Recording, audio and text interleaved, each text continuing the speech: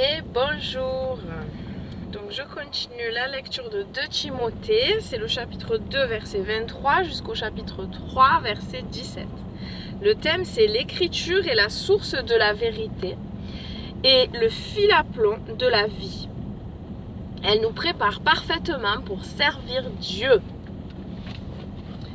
Jusqu'au 3,17. Et on commence au 2,23. Dans la traduction, David Stern. Mais évite les controverses insensées et stupides, car tu sais qu'elles produisent des querelles. Or, un esclave du Seigneur ne doit pas se quereller. Non. Au contraire, il doit être aimable envers tous, apte à enseigner et exempt de ressentiment lorsqu'il est maltraité. Quand il reprend ses opposants, il doit le faire avec douceur. Dieu, en effet, leur donnera peut-être l'occasion de se détourner de leurs péchés et d'acquérir une pleine connaissance de la vérité, de revenir à la raison afin d'échapper au piège de l'adversaire qui les a capturés vivants pour les soumettre à sa volonté. Chapitre 3. Par ailleurs, c'est tout, chapitre 3, 17. Par ailleurs, sachez ceci, dans les Acharit Hayamim, c'est dans la fin des temps, subviendront des temps d'épreuve.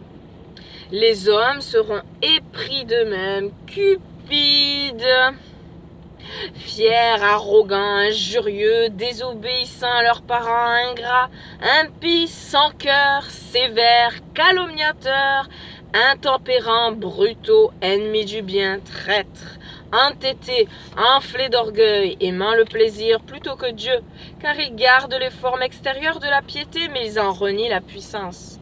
Tiens-toi loin de ces gens-là. Certains d'entre eux se glissent dans les maisons et captivent les femmes dont la volonté est faible, chargées de péché et entraînées par toutes sortes de pulsions. Elles apprennent toujours mais ne sont pas capables de parvenir à la connaissance de la vérité. De même que Jeannès et Jambres se sont opposés à Moïse, ces gens s'opposent à la vérité. Le discernement de ces personnes est corrompu et leur confiance est éprouvée.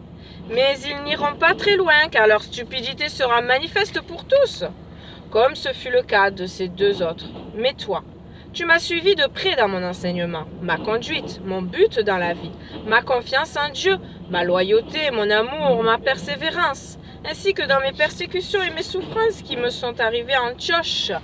Antioche, je mets la pause, je sors. Antioche.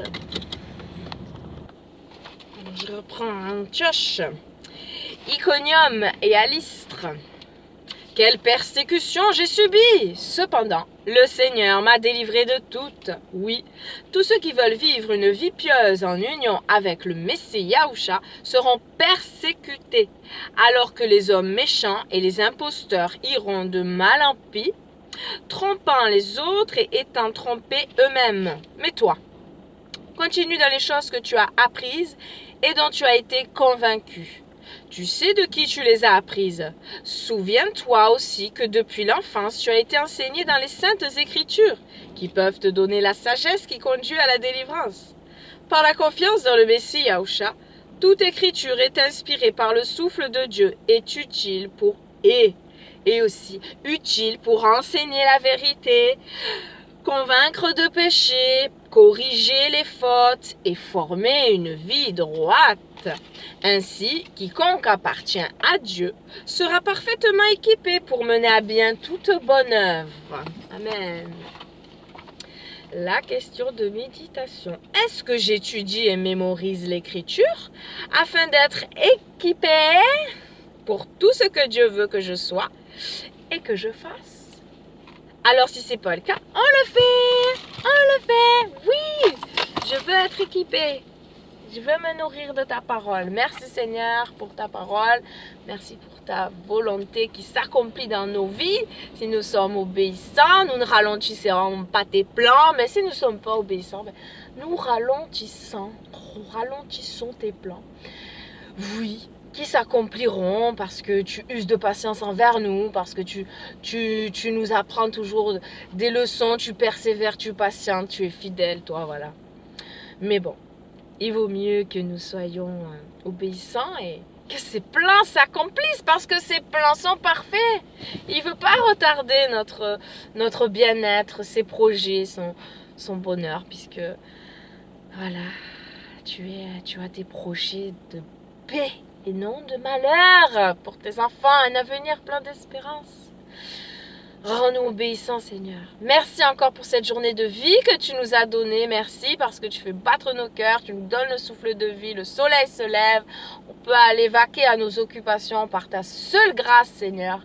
Ta puissance dans nos vies, Seigneur, parce que rien n'arrive sans que toi, tu sois au courant et tu nous avertisses. Donc, qu'on prenne ce temps-là devant toi, Seigneur, pour entendre ta voix, pour avoir tes bons conseils et tes avertissements et Seigneur, être dirigé, rempli de ta parole, de ton souffle, que ta parole, oui, soit souffle et vie, esprit, vie, alléluia.